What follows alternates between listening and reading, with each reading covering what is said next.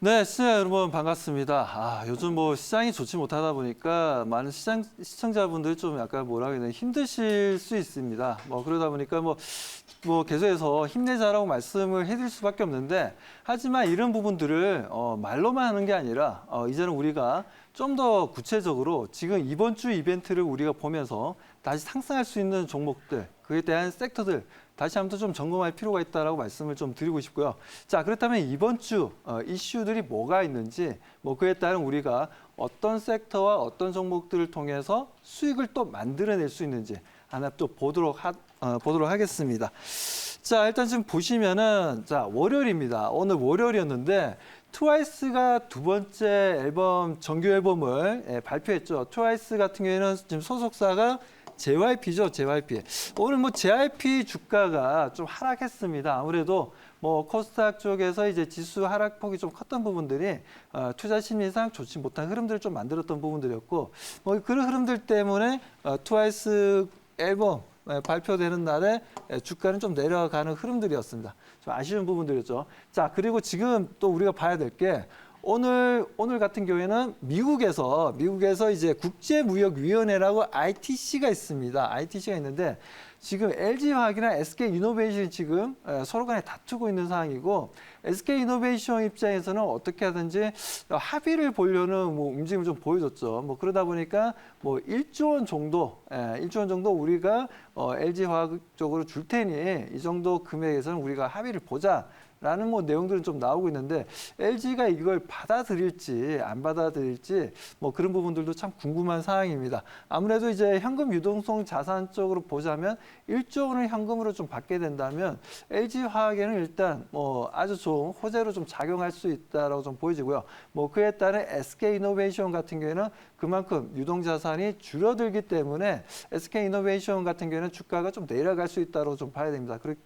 그렇기 때문에 지금 현재 우리가 지금 이런 국제무역위원회에서 어떻게 발표 날지 정확하게 알 수는 없지만 지금 추측건데 충분히 추측은 가능한 상황입니다. 그렇기 때문에 LG화학의 주가 상승을 한번 기대해 보자로 말씀을 좀 드리고요. 자, 그리고 오늘부터 해서 보게 되면 중국의 오중전회가 열립니다. 오중전회. 자, 오중전회 같은 경우에는 일단 이제 5년마다 지금 현재 열리고 있는 상황이고요. 지금 이제 미래에 대해서 우리가 어떻게 대처해야 되냐. 어떻게 보면 우리나라 또한 과거에 보게 되면 5개년 계획이라는 게 있었죠.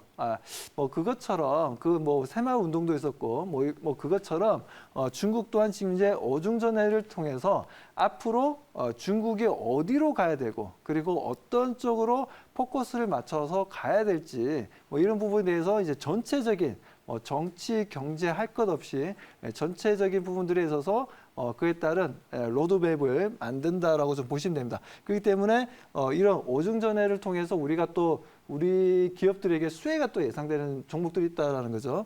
자, 그리고 화요일 같은 경우에 보시게 되면 3분기 한국 GDP 성장률에 있어서 자, 성장률이 1.3에서 1.7% 정도 될 것으로 지금 시장에서 예측을 하고 있습니다. 그렇기 때문에 지금 1.3에서 1.7%인데 내일입니다. 내일 발표가 나는데 이 예상치를 뛰어넘는 숫자가 나올지 아니면 시장에서 예측한 대로 이런 밴드 안에서의 이제 성장률을 좀 보여줄지 좀 우리가 내일 한번 좀 지켜봐야 된다라고 말씀드리고 자, 그리고 이제 지누스 같은 경우에는 인도네시아 법인 반덤핑 관세 얘기가 좀 나왔습니다. 예비 판결 얘기가 나왔는데 지누스 같은 경우에는 지금 이제 상장되어 있는 회사고요. 자, 그럼 매트리스로 좀 유명한 회사입니다. 매트리스 같은 경우는 지금 아마존에서 판매율 1위를 달리고 있는 지누스에서 만든 제품의 판매 1위를 좀 달리고 있다는 거죠. 그뿐만 아니라 좀 보게 되면 호주라든지 일본이라든지 지금 유럽이라든지 지금 이제 매트리스 시장을 공략해 나가고 있기 때문에 이런 국내 시장뿐만 아니라 해외 시장에서 선전하는 부분들을 통해서 지누스의 움직임, 전체적으로 좀 분위기가 지수 움직임은 안 좋았지만 그래도 지누스가 오늘 좀 살짝 반등 흐름이 좀 나왔다는 부분들이죠. 그렇다면 내일도 우리가 한번 좀 기대하고 볼 필요가 있다라고 말씀드리고요. 자, 그리고 이런 흐름들. 그리고 이제 두산 퓨어셀이죠. 두산 퓨어셀. 자, 두산 퓨어셀 같은 경우에는 이제 유상증자 권리락이 내일 권리락이 생기는 날입니다. 뭐 이건 그냥 참고적으로 뭐 알고 계시면 됩니다. 자, 그렇다면 이제 다음으로 좀 넘어가서 자, 수요일이죠. 이번 주 수요일입니다. 수요일 날 카카오 게임즈에서 PC 게임용 신작 엘리언이 드디어 이 쇼케이스가 나오는 부분들인데, 자, 카카오 게임즈 최근 들어서 보게 되면 어떻게 상장 이후에 계속해서 주가가 조정을 좀 받고 있습니다. 조정을 받고 있는데 아무래도 지금 뭐 전체적 조정을 좀 받고 있죠. 그나마 좀 버티고 있는 종목이 NC소프트고 그 외에 뭐 W게임즈라든지 뭐 게임빌이라든지 그리고 뭐 여러 가지 넥슨GT라든지 여러 게임 회사들을 보게 되면 주가가 조정을 좀 지속되는 흐름들을 좀 보여주고 있습니다. 아무튼 이런 흐름들이 이런 PC용 신작 게임들 나오는 부분들이 카카오 게임즈에 다시 저점을 잡고 상승 전환할 수 있는 하나의 모멘텀이 될 수 있을지 한번 시청자분들도 관심 가지시고 수요일 날 한번 지켜봐 주시기 바랍니다. 자, 그리고 목요일 같은 경우에는 자, ECB의 이제 통화 정책 회의가 있고요. 자, 그리고 미국의 기술주들 실적 발표가 있습니다. 목요일 날. 자, 우리가 알고 있는 뭐 애플, 뭐 아마존, 뭐 그리고 뭐 알파벳, 페이스북 이렇게 이제 기술주들의 실적 발표가 있는데, 뭐 요즘에는 뭐 그렇습니다. 뭐 반독점 관련해서 기술주들이 좀 시장에서 어느 정도 위축되는 모습들을 보여주고 있긴 하지만 그래도 미국 시장을 이끌고 있는 부분들에 있어서 이제 기술주들을 우리가 빼놓고 얘기할 수는 없는 부분들이죠. 아무튼 기술주들의 실적 발표 우리가 한번 좀 관심을 가지고 어느 정도의 실적이 나와줄지. 그야말로 우리가 예상한 것보다 더 많은 이제 서프라이즈 실적이 나와줄지를 한번 기대해 보자고 말씀드리고요. 자, 금요일 같은 경우에는 이제 LG화학의 이제 물적 분할 임시 주주 총회를 열게 됩니다. 아무래도 뭐 이 부분들은 어차피 좀 무난하게 물적 분할이 좀 이루어질 것으로 좀 보고 있고, 자, 그리고 3분기 EU 경제 성장률에 대해서 좀 발표가 있고요. 자, 그리고 9월 한국 산업 생산에 대해서 발표가 있습니다. 그렇기 때문에 자, 금요일 같은 경우에도 이런 내용들이 있기 때문에 우리가 좀 구체적으로 이런 부분들 통해서 우리가 이런 스케줄을 통해서 수익을 만들 수 있는 하나의 내용들을 좀 정리를 좀 했고요. 자, 그리고 자, 보시는 것처럼 이제 제가 이 중에서 이번 주 스케줄 중에서 가장 중요한 건 아무래도 중국의 오중전해입니다. 오중전해 같은 경우에는 지금 이제 보시는 것처럼 이렇게 엄청나게 엄청난 강단에서 이렇게 좀 화려하게 좀 이루어지는 부분들인데요. 자, 그렇다면 다음을 좀 넘겨서 보게 되면 자, 우리가 12차 5개년 계획, 뭐 중국입니다. 자, 중국 같은 경우에는 지금 보시는 것처럼 경제 구조 전환이라든지 산업 경쟁력 향상이라든지 사회 안정 그리고 저탄소 경제를 이미 2011년과 2015년도에 이미 뭐 중국에서는 뭐 그런 부분들에서 발빠르게 좀 움직임을 좀 보여주었던 부분들이고, 아무튼 이런 부분들을 통해서 우리가 12차 5개년 계획을 통해서 하나의 또 어떤 움직임을 보여줄지를 뭐 예상을 좀 해볼 수 있는 부분들이었죠. 자, 거기에다 지금 이제 뭐 전략적 신흥 산업이라 해가지고 뭐 중국도 똑같습니다. 지금 환경 보호에 대해서 뭐 계속해서 얘기가 나오고 있고, 그리고 이제 그에 대한 이제 IT 쪽, 그리고 바이오, 그리고 신재생에너지, 그리고 자동차도 마찬가지고 뭐 첨단 장치 제조, 뭐 신소재 뭐 이렇게 있습니다. 그 우리나라에서 지금 현재 계획을 잡고 있는 뭐 그린 뉴딜이라든지 디지털 뉴딜과 좀 어느 정도 일맥상통한 부분도 있다라고 좀 말씀을 좀 드리고 싶고요.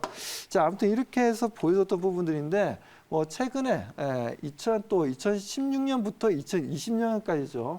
자, 그 부분에서 이제 연간 경제 성장률을 6점에서 7%는 지속적으로 가져가겠다고 얘기했는데 뭐 실제 이번에 코로나 사태로 인해서 이 부분들은 좀 약속을 지키기가 좀 이번 연도는 좀 어렵게 된 상황이고, 자, 그리고 이제 차세대 정보 기술이라든지 로봇이라든지 항공우주 좀 더 많이 좀 늘어났죠.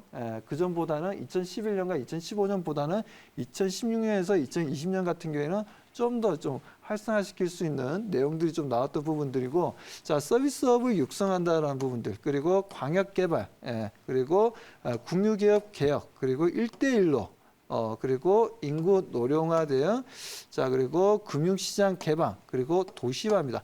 지금 이제 금융시장 같은 경우에는 지금 미국에 있는 금융회사들이 지금 현재 최근에 좀 많이 또 들어갔습니다. 오픈된 부분들인데 지금 현재 지분을 100% 가질 수 있다. 그전에는 그게 안 됐었습니다. 안 됐었는데 최근에 이번 연도 같은 경우에는 지분을 100% 가질 수 있으니 중국에 들어와서 해외 금융회사들도 들어와서 충분히 장사를 해라. 소위 얘기해서 오픈을 한 거죠. 지금 금융 쪽을.